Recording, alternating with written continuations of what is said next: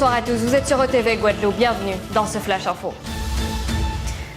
Il a été intercepté en possession de 18 kilos de cocaïne samedi dernier alors qu'il s'apprêtait à prendre l'avion. Un individu a en effet été interpellé par les douanes alors qu'il se trouvait dans l'enceinte de l'aéroport Paul-Caraïbes. L'homme circulait avec une valise entière remplie de drogue. S'agit-il d'une mule ? Selon les informations, l'individu, dont on ne connaît pas l'identité, a été remis aux enquêteurs de la DIPJ, la direction interrégionale de la police judiciaire Antilles-Guyane, en fin de week-end. Hier encore, il se trouvait toujours en garde à vue. Un suspect a été interpellé après l'agression d'un lycéen par arme blanche lundi après-midi à Pointe-Noire. Un jeune homme de 17 ans est en garde à vue. Il a été identifié dès hier.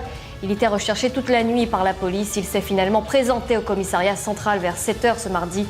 Accompagné d'un proche, son audition est en cours pour l'instant. Les enquêteurs de la sûreté départementale ne savent pas dire quel est le motif exact de ces violences avec arme, sauf qu'elles seraient a priori liées à un différend préalable. Le suspect arrêté serait l'auteur du coup de couteau. Un complice est toujours recherché. C'est une triste nouvelle pour les familles. Fin des recherches dans la disparition du Mazone. Dans un communiqué, le CROSAG a fait savoir que la diffusion des messages de détresse a été arrêtée depuis hier. Les opérations de recherche n'ayant désormais plus de chances raisonnables de succès selon l'organisme. 2 Guadeloupéens étaient recherchés depuis le 15 décembre, partis de la marina de Pointe-à-Pitre dans la soirée du 13 décembre. À bord d'une embarcation, le Mazone. Plus d'1 mois après, le CROSAG reste sans signalement du navire Mazone et de ses occupants. Les services opérationnels de l'État, amenés à se déplacer dans la zone de recherche définie, restent mobilisés dans la recherche d'indices afin de relancer les recherches le cas échéant. Jean-Pierre Dupont, président de la communauté d'agglomération de la Riviera du Levant, a procédé la semaine dernière à l'installation du Conseil de développement de la CAR, le CODEV. Un outil de démocratie participative réparti en 3 collèges, acteurs économiques, acteurs culturels et associatifs et personnes qualifiées. Le Conseil de développement de la CAR peut émettre un avis sur les enjeux et l'évolution du projet du territoire, les documents de prospective et de planification, la conception et l'évaluation des politiques publiques, images et interviews de Daniel Héraville pour ETV Guadeloupe. Nous sommes un conseil communautaire, la Riviera du Levant, une instance qui a été élue par le peuple. Donc nous avons mandat pour pouvoir mettre en place des politiques. Cependant, nous disons que notre vision politique doit se faire au plus proche de la réalité.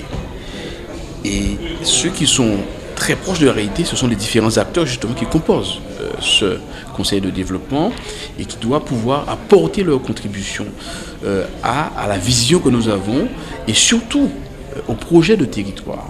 Il y a un projet de territoire concernant la communauté d'agglomération Riviera du Levant, mais il faut que ce projet de territoire il est basé sur l'intérêt communautaire. Et cet intérêt communautaire, pour nous, il est extrêmement important qu'il y ait cet outil de démocratie participative. Le conseil va désigner son président et son vice-président. D'une part. D'autre part, il y a une proposition de règlement intérieur qui sera envoyée. Évidemment, c'est une proposition qui sera amendée, mais surtout, le Conseil aura aussi à définir ses modalités de fonctionnement et surtout les thématiques. On va faire aussi une proposition de thématiques qui nous semble importante sur le territoire, mais évidemment là aussi, qu'ils pourront amender et aussi ils auront à dire des thématiques qui seront abordées et après. Nous allons rentrer, eux, ils vont définir des modèles d'organisation, de commission avec des thématiques. Et donc, ils auront leur autonomie, en tout cas, pour pouvoir apporter leur contribution à la communauté. Étant entendu, ils auront toute une administration avec eux et autour d'eux pour pouvoir fonctionner. Émettre des avis, faire des propositions de projets, mais sur des projets qui soient des projets pas communaux, des projets transversaux. Il s'agit vraiment de faire émerger encore plus fortement cet esprit communautaire et faire en sorte que tous les projets qui seront portés par la Riviera du Levant soient ancrés dans une réalité territoriale portée par ces acteurs. On vous en parlait dans nos éditions précédentes contre le racisme. Il se mobilise un collectif contre le racisme. L'intolérance et le FN est né hier. Il est composé de personnalités politiques mais également d'artistes. Tous veulent empêcher la venue en Guadeloupe de la présidente du Front National, Marine Le Pen, dans le cadre des élections présidentielles. Luc Reynette, porte-parole du collectif, était l'invité de Christophe Langlois dans Questions sans détour, extrait. Ce qui veut dire qu'aujourd'hui, Marine Le Pen veut venir ici parce que depuis 1986, je crois, sans relâche, nous avons toujours combattu ses idées. empêché son père de venir ici, et elle-même en 2015. Et son rêve, son obsession, c'est de venir montrer qu'elle est maître ici. La France est une et indivisible. Pourquoi ne pourrait-elle pas se rendre sur le territoire? C'est une provocation. Vous savez, nous sommes de ceux qui disons que nous sommes toujours une colonie de la France. Et même si les Français devaient demain voter pour elle, nous ne reconnaissions quand même pas, si vous voulez, sa légitimité. Je le dis, pourquoi? Parce que, qu'on le veuille ou pas, Marine Le Pen représente leur assise et notre tolérance. Le débat démocratique, il n'est pas plus important finalement que d'organiser des opérations contre sa venue? Alors c'est une opération, nous lançons, si vous voulez, un appel déjà à la population, une mise en garde à Marine Le Pen. Si elle vient, elle sait à quoi s'attendre. Nous avons mis en place un comité stratégique qui se réunit cette semaine même pour voir quelles sont les mesures qui vont être mises en place pour faire en sorte qu'elle ne parle pas. Nous ne pouvons pas dire qu'on peut l'empêcher de venir en Guadeloupe, elle peut débarquer, mais elle ne parlera pas. Elle peut débarquer, hein? Écoutez, je n'ai pas dit qu'elle peut, on ne l'invite pas. Je dis l'autre jour... Parce que son père n'avait pas pu. N'a pas pu? Non, attendez, nous allons mettre en place une stratégie et on verra qu'est-ce que comprend cette stratégie.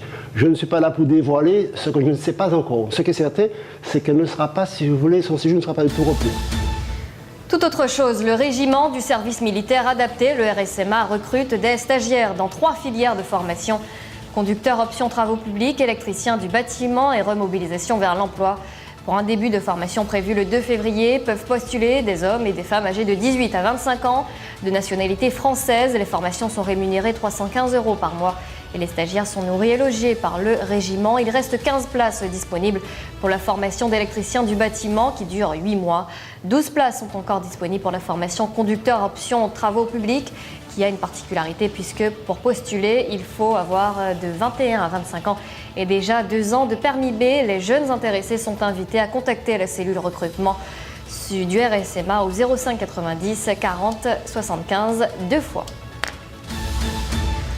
Un mot de santé avec près de 120 manifestations organisées le premier week-end du mois de décembre dans tout le département. Le Téléthon a permis cette année de récolter 78 415 €. Une belle édition, bien meilleure que la précédente puisqu'en 2015 c'était 44 452 € qui avaient été recueillis sur les 62 événements. Les fonds permettront d'acheter du nouveau matériel mais également des vacations d'ergothérapeutes, psychologues ou juristes. Voilà pour l'essentiel. Passez une très belle soirée avec les programmes de TV et merci de votre fidélité.